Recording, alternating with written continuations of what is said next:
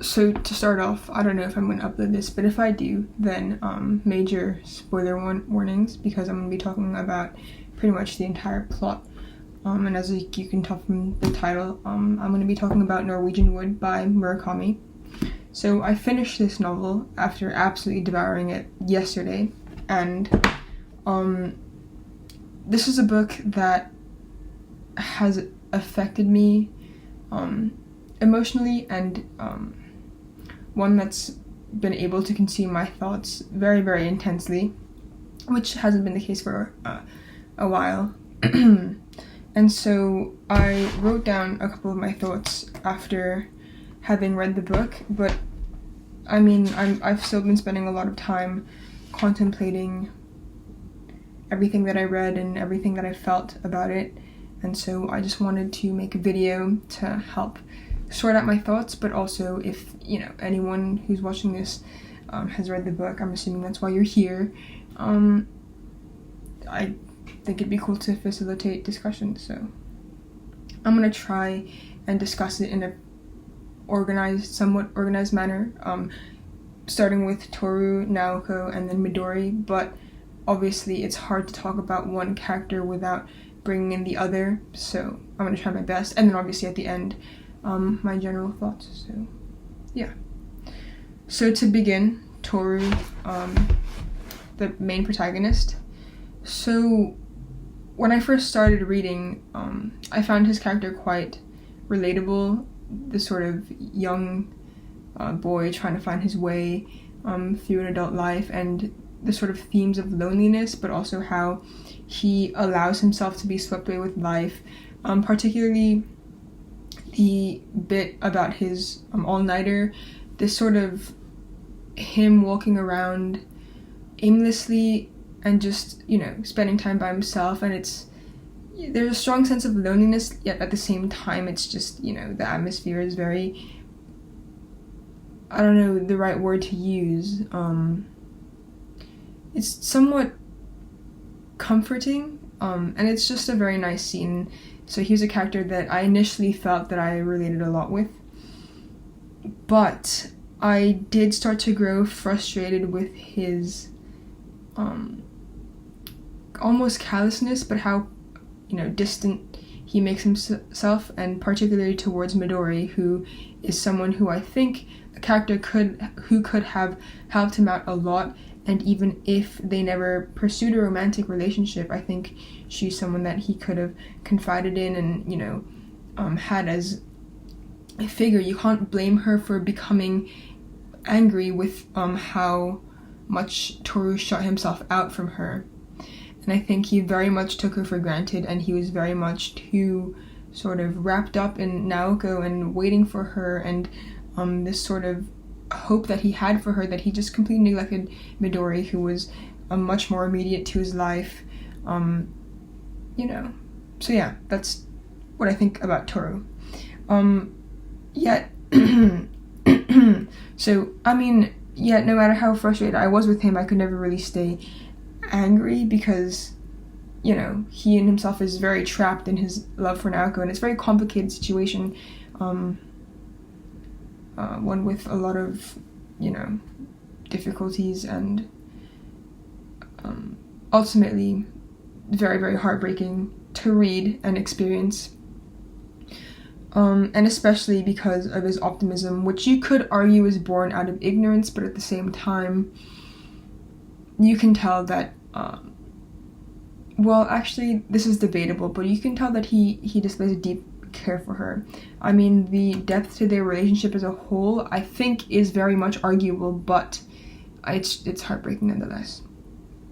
So then, moving on to Naoko and her relationship with Toru, it's one that really confounds me, because on one hand, I sort of feel that they do have a deep connection, and how they're bonded over Kazuki's suicide, his death, the aftermath of his death, them finding each other and finding almost comfort in one another, I think is very deep, and the bond that they form over that. Yet on the other hand, I don't know whether it's something that I would call love in the sense of a relationship, because I think Toru does love her, yet at the same time I think he's grasping onto a Naoko that doesn't exist, you know, a sort of hope for Naoko, but one that is not reality. And then I think Naoko wants to love Toru and wants to be able to find out happiness in him, but I don't think that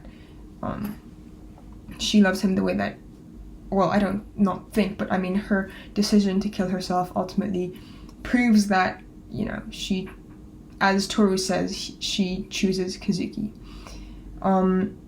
Now, reading about and experiencing her character is extremely, you know, heartbreaking. I use this word a lot, but it really is, seeing how fragile and damaged she's become. And the more I think about the position she's in, especially after having finished the book, the more you understand how much pain she's experienced. And when she talks about the voices she hears, the voice of Kazuki, you can only imagine how much pain she must be experiencing. You know, the boy who is the absolute love of her life, quite literally her other half, choosing to kill himself and removing himself from this world, leaving her alone. And now, you know, the voices of him asking her to join him in death. I think one can only imagine how absolutely difficult her position must be, and it's difficult because I think she really does want to get better. I think she really does make an effort to recover, but it ends up being a lost cause. And there's a part of me that thinks she was doomed to kill herself from the moment that Kazuki left, but there's another part of me that is constantly like, she could have tried harder, she could have pushed on, and if only she'd seen the life that she could have had with Toru, which wouldn't, you know, it didn't have to be a consolation, it could have just been moving on. But it's something that's difficult because you can't force someone to get over their pain. It's complicated. I think the abruptness of her death and the way that it is written makes it so much more difficult to fully process. And I think the most painful thing is that in the section right before Reiko, I'm sorry if I'm pronouncing her name wrong, talks about how she thinks that Naoko had a chance to get better, and how she thinks that there's a very high probability of progress. I think that makes it so much more difficult that ultimately she decided that she could never recover, or that it was too much. And it makes her character so much more devastating, because those last 4 years of her life, from Kazuki's death to her own suicide, just is, you know, her in a state of entrapment, and never really being able to break free. I don't know. I struggle the most to articulate why the character of Naoko just has, you know, impacted me so much. And I think it's because you want for her to progress, and as a reader you sort of, you're also fooled into thinking that she's getting better, but ultimately she chooses to kill herself. And I think at the start I predicted it, and when it actually happened, it didn't take away from the impact. So despite the intense sadness of Naoko's suicide, I think it would still be wrong to say that Toru's relationship with her was meaningless, because there are moments which are extremely touching and extremely just filled with warmth, particularly when her, Toru and Reiko are together in the room. And especially when I listened to Norwegian Wood after finishing the book, I could just imagine the sound of the guitar filling the room, and this sense of comfort that they feel together. These moments are fleeting, but they are definitely felt in full force.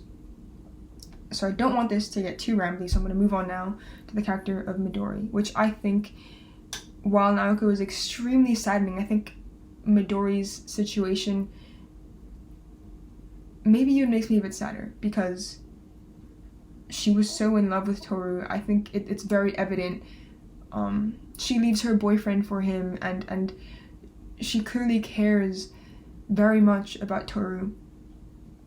I think I don't think she made the wrong decision in not waiting, because she is a character who I think deserves so much more than a Toru who is still wrapped up in Naoko. She deserves a Toru who is willing to fully devote himself to her, but at the same time, you can't blame him because of the situation he's in.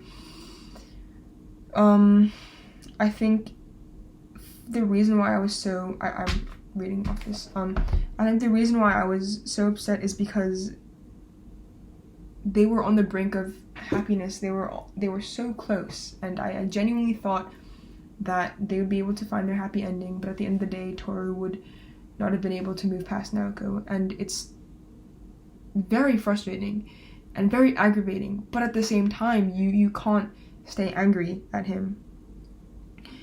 I don't think, well, the blurb here says that he has to choose between the future and the past. I don't think Midori represents the future per se. I think she's just a force of the present, and she, as described multiple times, when she says that she's there, she's living, she's in front of him, why can't he see that? It's because he's so wrapped up in just Kazuki and Naoko, who are in a world away from from reality. I mean, Ami Hotel, Hostel, sorry, but I don't remember right now, but is an isolated, secluded, it literally represents just this world that could never be reality, and I don't know. I can't say Toru has to or Toru should, but yeah, I don't know, it's difficult.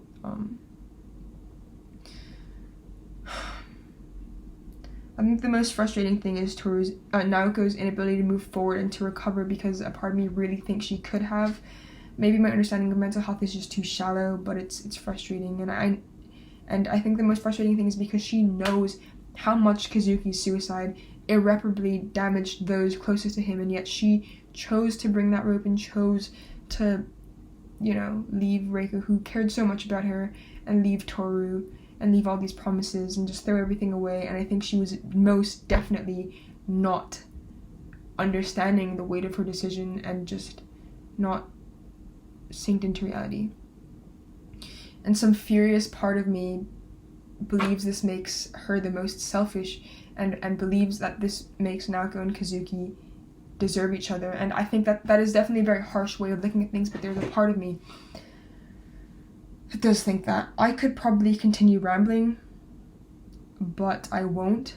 I think it took me a long time to come to terms with the ending, which I thought was frustrating. I thought that Murakami could have been a bit more focused with tying it back to the beginning and the plane ride. I think he could have resolved a lot of the issues that he brought up, because the ending felt very abrupt. And for a while I was debating over whether the ending made it a bad book for me.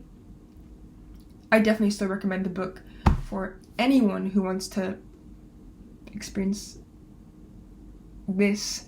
I definitely recommend it, but the ending had me a bit reluctant to go ahead and, name this a 5-star book, which I don't.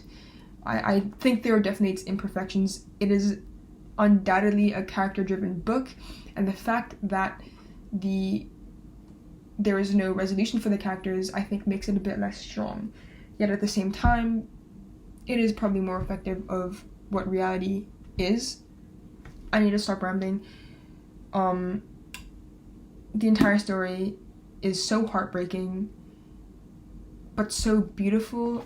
Murakami's writing is so lyrical, and despite the language not being too complex, it's just so beautiful to read. He's able to capture feelings so succinctly and so accurately. It was definitely a very, very enjoyable read for me personally. I think depending on what you personally believe the focus of the story to be will change the role of each character. So if you believe this is a love story, then obviously, you'd view it differently. To if you believe it was a story about grief, then the focus would shift to Toru and Naoko and different routes of dealing with pain. I could go on for probably like 30 more minutes just rambling about different lenses you could put onto this book and how many different ways you could frame it, but I won't. I'll just say this is a very, very good book, and I think people sort of view it as a love story, and I don't think that's what it is at all. I do not think this is a love story whatsoever. I think it's definitely a story about pain, dealing with pain and human behavior.